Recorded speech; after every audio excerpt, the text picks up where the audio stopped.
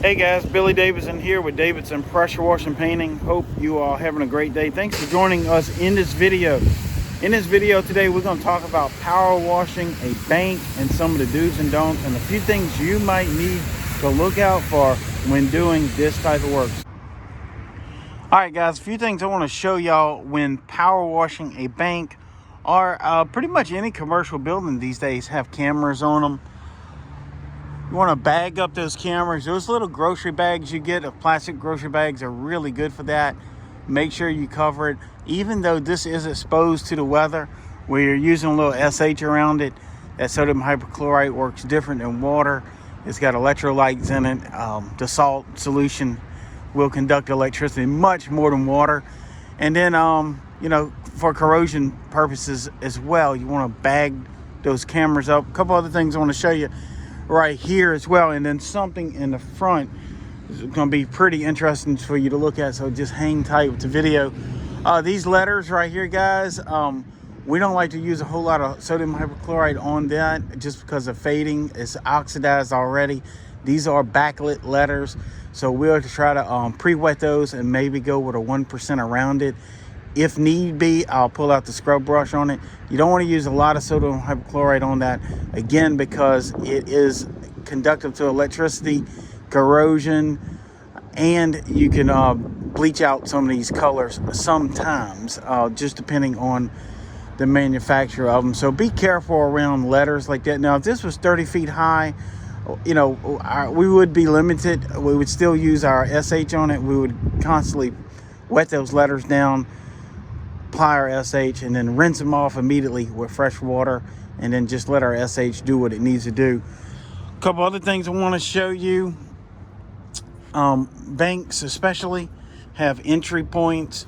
This is another good thing to use grocery bags around.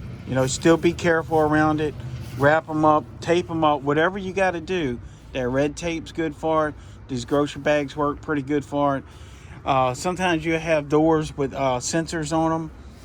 For fingerprint sensors on banks. This one not so much, but this lock right here, we're gonna tape that and cover that as well, just so little SH gets in there. It kind of make it hard for them to open, so we'll cover that and hit it with a little WD-40 before we leave. Again, guys, I want to tell you, if you're looking for some ways to grow your pressure washer business, let's walk around here to the front. If you're looking for some ways to grow your pressure washing business, go check out my training page. I got some stuff on there. Dumpster training course, which gets you in the front door, so to speak, of some of these commercial buildings. Also, our yard sign strategy may help you out. And also the parking lot striping course. It's on there right now. We're going to be striping this little parking lot. So that's definitely a big add-on to this power washing job. So go check that out, BillyDavidsonVIP.com. Also, I'll put a link in the description, pin a comment. Guys, it is incredibly cold out here today. So we're going to talk about these vacuum tubes on this bank. I generally don't like to use a whole lot of water in here. So we're going to use a very minimum amount of water and SH just to get the job done. It's going to be some scrub brushing, but please cover these vacuum tubes up. These vacuum tubes do leak. Even though they're supposed to be airtight, they're not.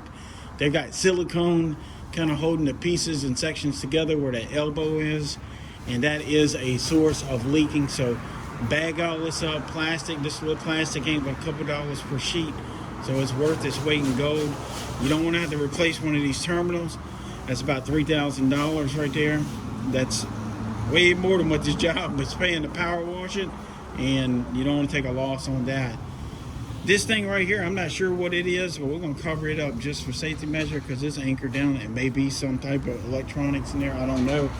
Your night deposit boxes, another thing. These are generally pretty good. Obviously, we're not going to be spraying this directly with water. I don't know if it could leak out, leak down in there on their deposit slips or what have you. So we're going to cover this up with some plastic best we can, and also be very careful with our water around it. This glass right here, this bulletproof glass, it's some pretty thick stuff, so you're not going to hurt that a whole lot. Obviously, you got some seals down at the bottom, so no real reason to cover this. But I wouldn't go put no 4,000 pounds of pressure in these little cracks. But this is ballistic glass, so it can handle a lot. A couple other things I want to show you. We got a secondary vacuum tube. Sometimes these vacuum tubes go straight up into the ceiling, and there is a sensor that looks at that container as it passes through it, and then it'll go through the ceiling and then down in here to the teller. Those ones that go straight up into the ceiling, again, you got to be careful about that. Obviously you want to bag it, but then don't pressure wash around that hole in the ceiling, just because you can push some water up in there. You might want to take that spot and just hand brush it around that ceiling entrance and exit point. It's always good to be safe. We got a camera right here as well. It's a $900 camera. You can ask me how I know, because yes, I have bought one before, and I don't intend on buying another one. So we bag it, even though they're supposed to be water resistant, waterproof. Again, your SH does things that water doesn't do, being a conductive substance, a solution, and also the corrosion aspect of sodium hypochlorite. And you don't want to use no more sodium hypochlorite than what you need. So under here, I would probably go around the 1%, maybe even a little bit less, just to get the job done. We got an ATM here. We got two aspects of this ATM here I want to show you here in a second. So we're going to protect it from falling water, obviously, because we're going to be working up there. But once we finish this, now we have to worry about surface cleaning this concrete and wand washing, cutting it in. We're going to wrap the bottom of it too. So we could use that same piece of plastic, but we got plenty. But we're going to go around the bottom of it too. Just make a good little tight seal. Now still, sometimes you cover stuff up, you don't know what's going on under it because you can't see under it because of the plastic. So still be careful, take your time, check. And guys, when you're doing banks, usually this is about twice as much as any residential, just because you got all this covering to do, you got issues to worry about, and you're running a higher risk of damaging something that is expensive. So the price goes up, and that's just the way it rolls, you know. So if you can't get the proper money for a bank, then it's probably because you're not writing your contract properly. You need to write that contract and let them know all of this effort goes into it. You don't want to just say, hey, we're going to come out and wash it for X amount of dollars and leave it alone, because they're going to see the high price and maybe not know why it's so high. But if you, what I call, pad that contract, I have disclaimers at the bottom of mine. I go on and on. Sometimes my contract's 3 or 4 pages long just for power washing. And it's stuff that you can pretty much use once you make this contract. Pretty much use it, copy and paste it for all your other contracts. I know a lot of guys want to see my contracts, but I apologize. We're not going to do that, because someone gets our contract in their hands here locally, they can come in and clean our clock. So we put some things in there that are a little bit special for Davidson Pressure Washing Painting. But when writing your contract, in general, you want to make sure you put all this in there that you're covering and protection and stuff like that. And it will separate you from your competitor. We were the highest bidder on this job by several hundreds of dollars. And this is probably why I got the job versus my competition, because I put this in my contract. So guys, we're gonna show you a little bit more of the surface clean a little bit later. So just wanted to show you this. Make sure you do your covering, get your plastic. Paracord's a must. If you don't know what that is, do an Amazon search on it. You can buy a roll of paracord for little or nothing, and it's invaluable for tying up stuff.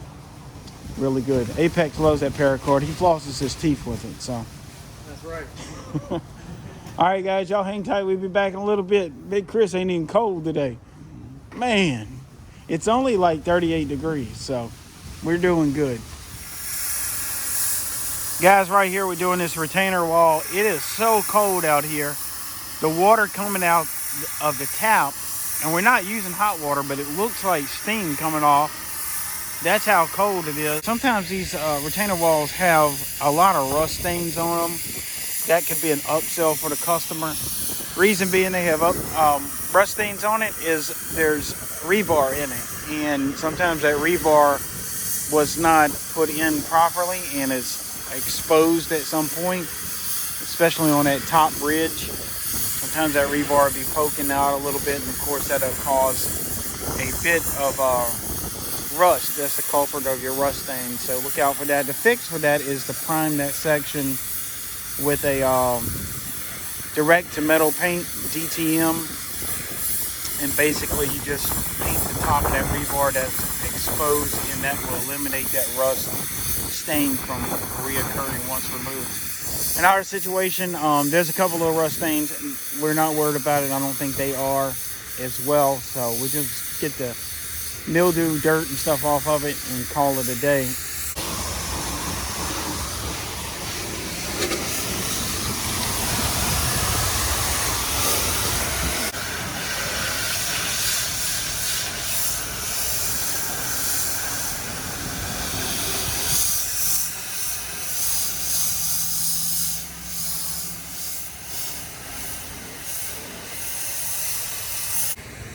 Little light overcast, you know, it's nothing really to bother you other than the temperature is just dropping, man. And we are layered up.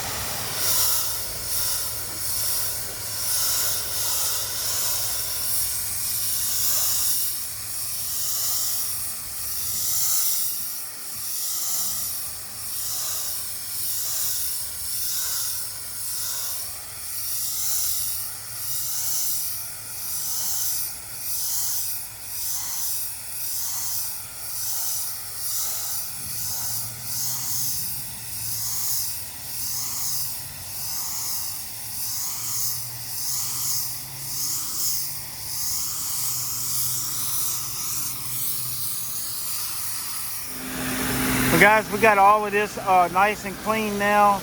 Got everything covered up still here on the bottom, but uncovered the vacuum tubes and that sort of thing. Now we're gonna just get all this surface clean and rinse it down and call it a day, and be off for the next couple days because of the weather. It's gonna get really rough here. So again, guys, if y'all need our help, BillyDavidsonVIP.com is our training page. Go check that out if you're looking to find some information to help grow your pressure washing business and some of the ways we find our jobs at very low marketing costs. I'm Billy Davidson here with Davidson Pressure Washing Paint, and I hope to see you in the next video.